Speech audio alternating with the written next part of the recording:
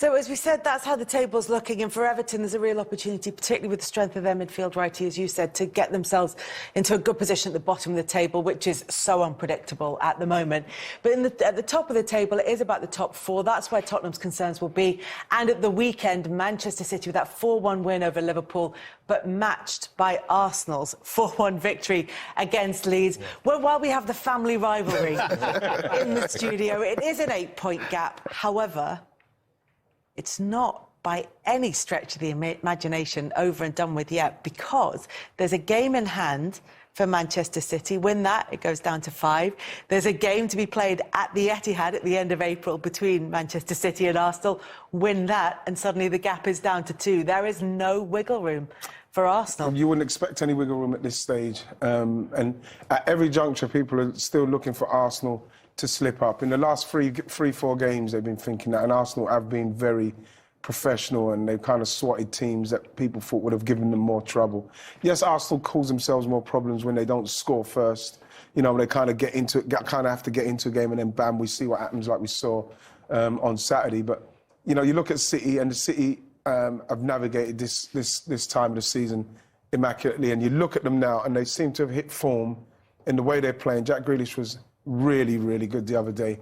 And the way they're playing, you have to feel like, of course, people think they're favourites, but I'm still going for Arsenal to do it simply because they're in the box seat. They have to lose these games. City have to win these games. We know they're capable of doing it.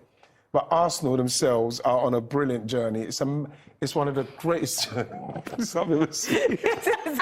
It's going to turn into a documentary narrated by Samuel L. Jackson as the Arsenal players make their way through the very season. excited for them. It's a young team, and they're doing something now that could really set them in good stead for the future. So this is why it's important that Arsenal finish this off. And like when you set the scenario about the game in hand and the City winning the games, and then it's down to 2, you've still got to try and take that next game and win that game and go from there. That's all you can do. But for Manchester City, they've clearly got the title now and catching Arsenal in their sights. You can see it just in terms of the level of performance that Wrighty was talking about. Yeah, you can. I think still with that game in hand, you'll rather have the points on the board already. I think Pep did an interview a few months ago, and he said he knows to catch Arsenal and Arteta, they have to be at 100%. Every game, and even with that, they still have to hope Arsenal slip up. They haven't done that yet. I think it's tough. I think as much as I want to sit here and take the mick out of my dad, Arsenal are in the driver's seat, and it's their title to lose at this precise moment in time. But they need to take 23 points from the remaining 27 to be absolutely sure of getting the title. Miguel, it's so tight. That is not impossible that they drop those points, and it's not impossible that City are perfect between now and the end of the season. Especially not with Europe as well, given that you'd think that would take a bit of focus from City. But then maybe that can sometimes work the other way, where they're so driven, like, say, United in '99. Yeah. That consumes you on all fronts. One of the things, I was there at Arsenal on Saturday, and one of the things that struck me, though, I went to that game, I watched City-Liverpool there, and I was expecting to be really tense because of what happened with City. Like, oh no, it's all going to change now. And it was just like, it was a sort of enjoyable day out that you don't associate with like the title races in the 90s, the one you were in 98 or whatever.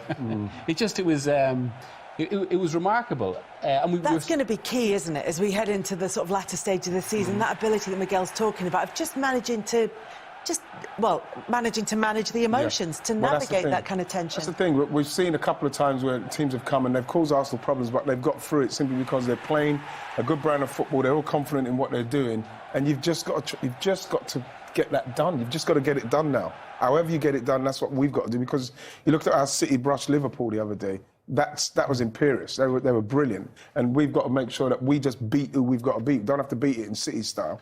We asked Arteta about that after the game, and he was talking about how he wants the players to enjoy. He kind of made the analogy of how if you're in a tight title race, you can feel like you're gasping for air, feel the oxygen, and kind of. Did you guys actually enjoy the races? No. It was so tense. It was like switched on all the time. Thinking about it every minute of the day. No doubt. Right, yeah. Yeah, so it's interesting if he can get them to be thinking and being relaxed. And you look at them, they do look relaxed. You see them walking around. It's not tense faces like that when you're walking up. But I found Imagine if it was them.